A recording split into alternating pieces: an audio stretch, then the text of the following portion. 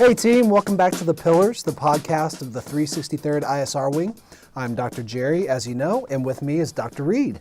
And today we are talking about disappointment. The disappointment you hold maybe within yourself, with others, how that can be destructive and maybe even constructive for where you want to go with life and how you want to revise your reality. So the reason we're doing this is because, as I referenced in a previous 5 Minutes of Thrive, many people have been, let's say, disappointed by how the ending of one of their favorite home box office TV shows went. And it's perfectly understandable. You invest a lot of time and emotions into, watching these things week to week and year to year. And so, you want a story that wraps up very nicely and ties up all the loose ends and just makes you feel good about that investment that you've put in. But, just like TV, life has plenty of disappointments where certain relationships will not wrap up just the way we want them to. In fact, may prematurely end with the life equivalent of a writer's strike or something along those lines. So, Dr. Reed, I was wondering if you could talk about your take on what it's like to be disappointed and where that disappointment comes from. Yeah, that's a great setup. Thanks. I mean, I think it's important to acknowledge that disappointment comes in all shapes and sizes. So disappointment over your television show not going the way that you had hoped it to versus disappointment that maybe you're going through fertility issues because of loss of fantasy about having children is something that you're now grappling with. Those are different flavors of disappointment, although the experience can have some similar aspects. And that's two extremes, yeah, right? Yeah, they may be, and the set point for disappointment is really depends on the individual, right? Some people may experience disappointment around issues, whereas others might not. And then the other dimension I think that's useful to talk about is sources of disappointment. Are you reflecting on your own behavior? Are you disappointed in the way that you acted in response to a particular set of circumstances or an event? Did you transgress some deeply held and important values of your own? And that's what's the source of disappointment?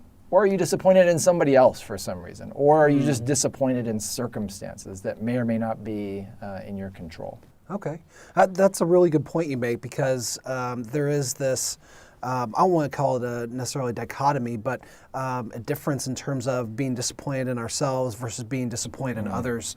But I think in both those situations, some kind of sense of morality comes into play. You've transgressed against your own morality, and so you're disappointed that you weren't able to align your values and your behaviors. Sure. Or on the flip side, you're disappointed that other people did not live up to your expectations, whether they were objectively or just kind of tacitly implied. And sometimes I think we have to assess whether that was fair that you had that expectation for people in the first place. Absolutely. But before we get into that, though, I was wondering if you don't mind, I was thinking about this podcast. I wanted to share some past disappointments that I've had.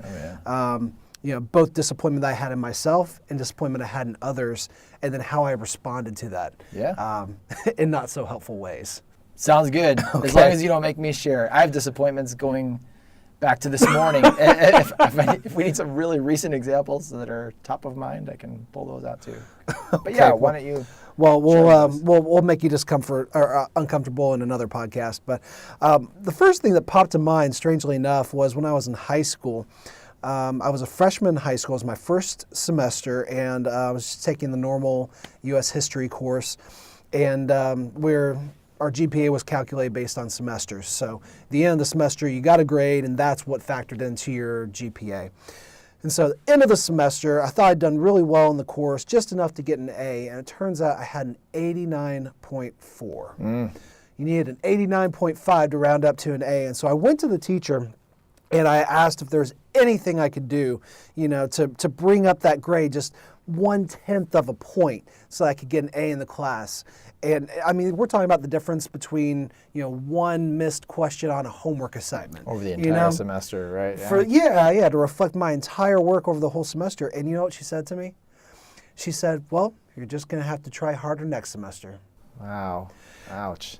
And I was so disappointed in myself that I first responded with anger. Yeah. I was about to say, here comes the grief cycle. And I think in disappointment, there's a grief process just in general, yeah. regardless of what kind of disappointment we're talking about. But after I got over the anger, I was disappointed in myself for not trying just a little bit harder because I knew I was capable of it.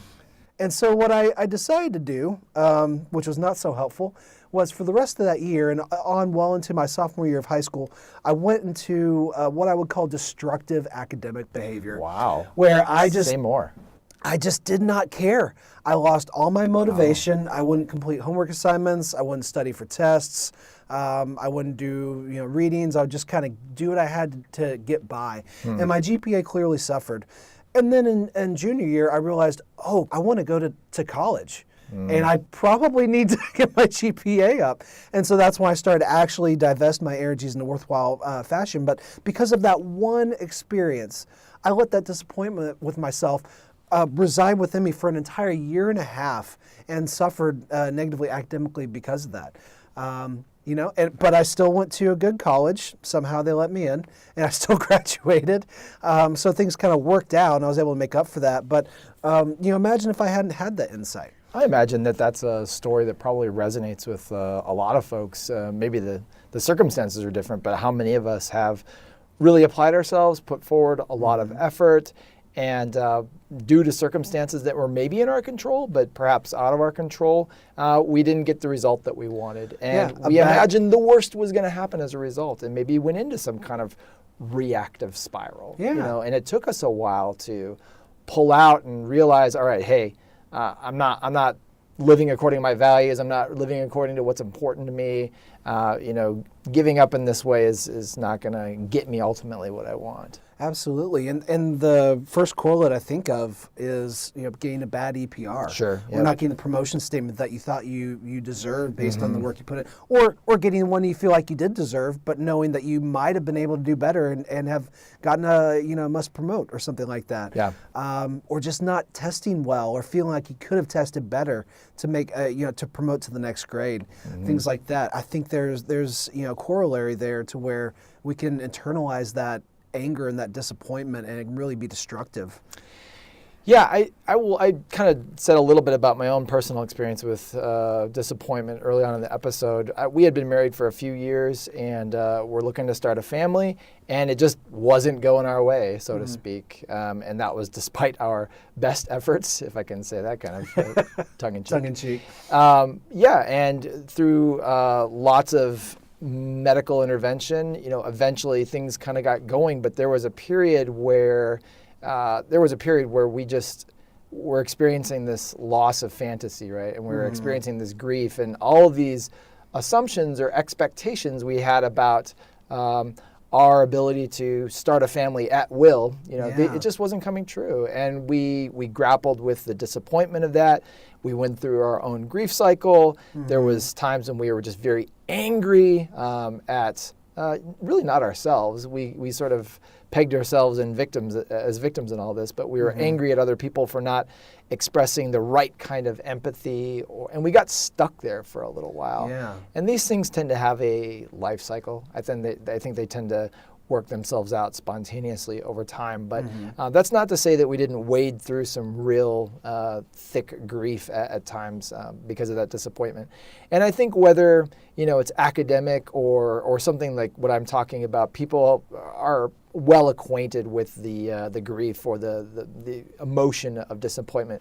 But I wanted to ask you a question, and I don't want to derail the conversation too much, but there's the feeling of disappointment. And then there's the expression of that feeling, right? So some of this stuff we just sit on and we just kind of we hold it in and we just experience it. But other times we express that. And I'm sort of on the fence about the utility of that. I have kind of a balanced view. What do you think? I think in general, we are not very good at expressing disappointment in a pro-social, adaptive manner. Sure. Yeah. I think that the way it most often comes out is in terms of complaining or angry, bitter resentment towards someone or some kind of circumstance. And I think in those situations, we're really just looking for validation from Yeah. other people. We're trying to assess whether they share those beliefs and if they can empathize with us and bolster us and say, yeah, that expectation you had, that desire you had that went unfulfilled, that was realistic. You're right, it's not fair. It shouldn't have turned out that way. And that's a tricky, I think, dilemma to find yourself in, because on the one hand, we do need that validation from others in a lot of different things, and we want to, feel that we're heard and understood, and that people can empathize with how we're feeling. But sometimes that disappointment is not exactly rational, and it's based on faulty beliefs or expectations, and or just some cognitive distortions we have about the just world. Right, and then I think in those cases, complaining or this this attempt to elicit from your environment or from your friends some kind of response to sort of bring people to your rationale or your way of thinking of the world. Sometimes that works, and sometimes friends are willing to indulge you with oh, hey man, I'm sorry. But sometimes people aren't willing to go there with you for a variety of reasons, including the fact that you may just think about the world or hold a set of expectations that's different than somebody else. And so it's difficult for them to express empathy. I think it's worth acknowledging that complaining, which seems to be one kind of vehicle for expressing disappointment, I think sometimes complaining is someone's best effort at getting some need met at the time, right? Some social need. Some social need, right? They're trying to draw people in, saying, look at me, I'm experiencing some kind of hurt, or I'm experiencing disappointment. Is there anything that you can kind of do to, bolster me or pick me up, right? But it's not a victimhood mentality. Not necessarily. I'd see it as just looking for social support, as a way of maybe trying to reach out to other people. Right, and accurate? And I say a person's best effort at the time, and that just may be because of the state of mind that they're in or the mood that they're experiencing. They're hurting. Yeah, if they were in a different place, maybe they would reach out to express that disappointment in more pro-social ways, as you said. So there's assertive ways, right, to express disappointment. Very true. Yeah. So, saying what you feel and then, acknowledging where that source of disappointment is coming from, and then maybe asking for what you want or what you would have preferred, especially if the source of disappointment is someone else, saying, hey, I found it really disappointing when you didn't take out the trash after I asked you to do that 5 or 6 times. It means a lot to me that the house is clean, and this is one way that you show me that you appreciate my efforts to clean the house. That was disappointing. That was a very great example of an I feel statement. That was a quintessential therapist. Never doubt the power of the I feels. It is powerful, but I wonder if folks listening to this have some qualms about using the word disappointment when they're using I feel statements, just because I feel like there's a negative connotation with it. Yeah. It could be a very loaded term. True.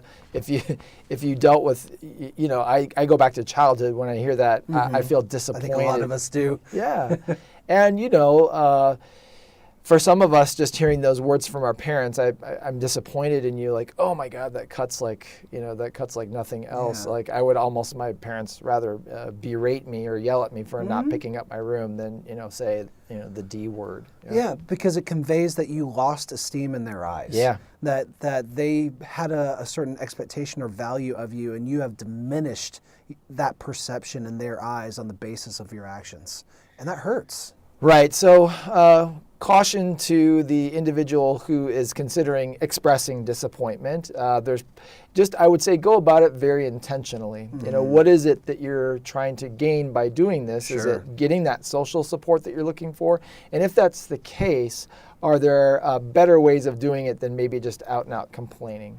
Because people will be willing to listen to complaining, I think, for a little while, but then that gets a little bit exhausting. And having expectations that people may be endlessly willing to listen to your complaining could lead to further disappointment and create a vicious cycle. And that's good advice just in general. I think a lot of times we will communicate certain things to other people without being really cognizant of what's driving that speech. So, what are we trying to get? What are we hoping to accomplish when we say these things? Yeah. are we just trying to make the other person mad or make them feel what we're feeling? Yeah. Or are we trying to drive it in a constructive manner? And I think that's important to, especially in these disappointment-oriented conversations, to realize.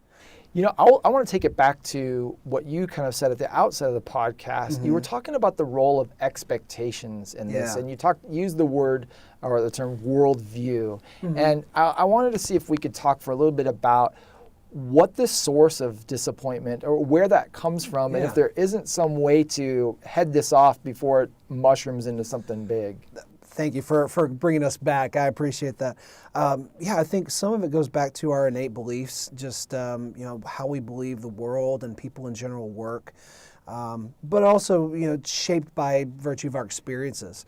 And so this kind of goes back to one of the other examples I wanted to give.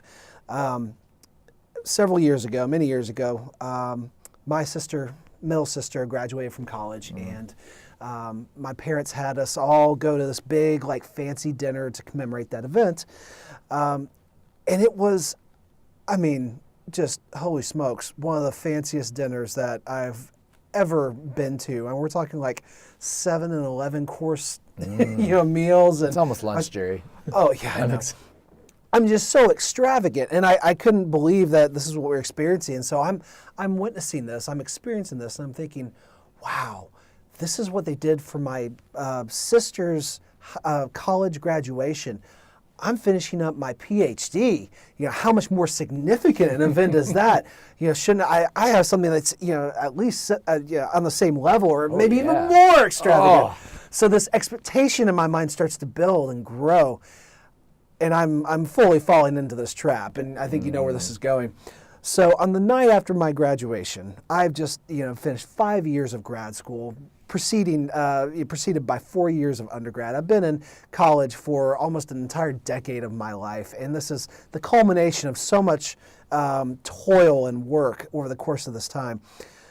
And my parents take me out to a hole in the wall, shack type place where the best thing on the menu is a Philly cheesesteak that wasn't even that good. And my parents are acting like this is just, it's so great and we're having a good time, and isn't this the kind of food you like? And I'm crushed. I'm completely just not, and I know for a lot of our folks here, they're probably, I don't know what you view about me because of this story, but in my mind, I had blown this up to be something that was going to be so much more than it actually was. And so I was disappointed, not in myself this time, but in how my family members had treated me. I took it as an affront to my value in their eyes, and so it made me really upset. But I think what you're getting at is we carve out these beliefs for how we think other people should treat us, or how the world should work in general. And when that doesn't happen, it leaves us feeling defeated. It can leave us feeling helpless to control some of the things around us, or it just runs right against what we believe to be fair or just. Yeah, that's right. First, I got to ask the question, do your parents listen to this podcast? I've talked to them about this before, so probably. I think a big family conversation is about to happen. But yeah, it was uncomfortable. But I did address it at the time. I expressed my disappointment, maybe not in the best way. I don't think it was received well. I think it was seen as my expression of disappointment was seen as an affront to their goodwill. And so I think what you're saying about how you intentionally go about expressing disappointment and maybe even practice it can be really helpful.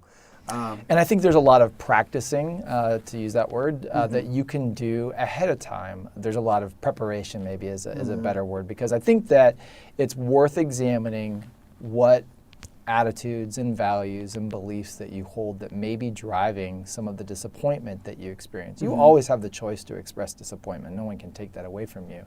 But it might be the case that you discover that some of the sources of your disappointment are chronic, and they may lead you to be the kind of person who's disappointed in a lot of things a lot of the time. Absolutely. And that may have impacts for you at work. That may have impacts for you in your social life and in other areas. And you can decide whether or not that's an attitude or a belief or a value worth holding on to. Very good point. I think a way that you can start this is by answering the open-ended prompt, I deserve blank. Yeah. Because there may be some things just as a human being, the inalienable rights, if you will, that yes, you should expect to receive, dignity and respect and things of that nature.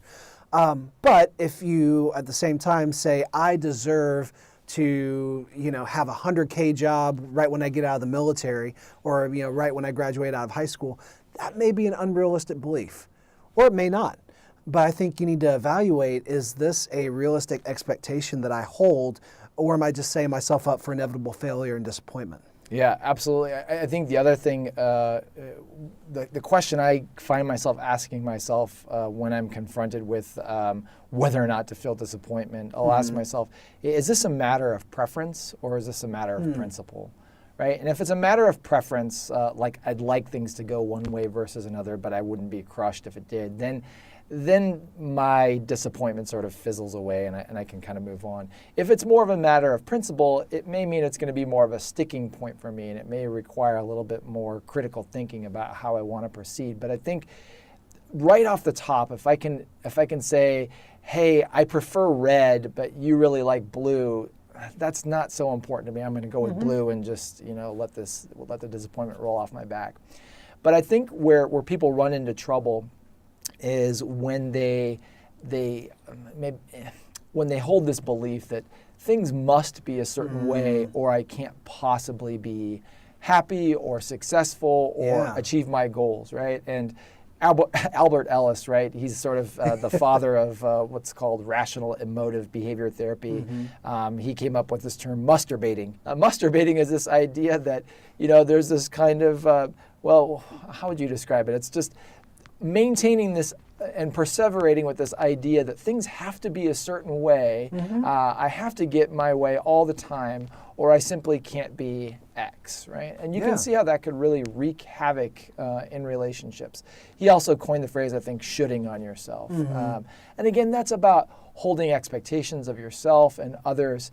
And to kind of like hearken to, Chaplain Jim's not here today, otherwise I'm sure he'd bring in the spiritual perspective. But if you think about it, kind of Buddhist philosophy, and that sort of unmet expectations or desires is the root of all suffering, right? And it kind of plays into Ellis's idea that if you have to have certain things, first in order to be happy, or to feel successful. Right, that's an irrational belief in the first place. I'm sure you can be happy and successful without some singular event in your life transpiring, right? Sure. But the tighter we hold on to some of these expectations, especially if they're not really of any value or if they don't have a basis in reality, that could lead to quite a bit of suffering for us. So I think slowing things down a little bit, especially when if you're at that point where you're making a decision about whether or not to express disappointment, really some critical self-reflection.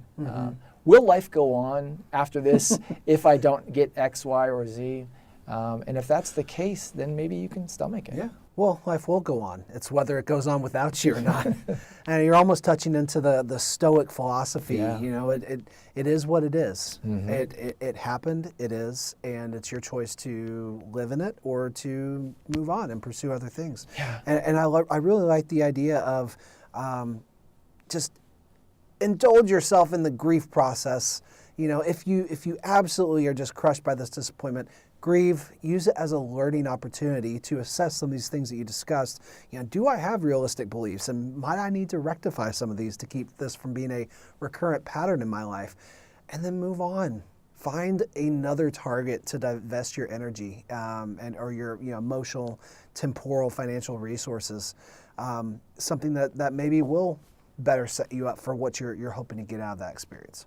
All right, team. Well, that's it for today. We want to thank you guys for listening to The Pillars, the podcast of the 363rd ISR Wing. Lots of great discussion today. There's lots of great resources out there on this topic. If you're interested, hit us up on the Global, and we're happy to share those with you. But for now, I'm Dr. Reed. And I'm Dr. Jerry. And thanks for what you do.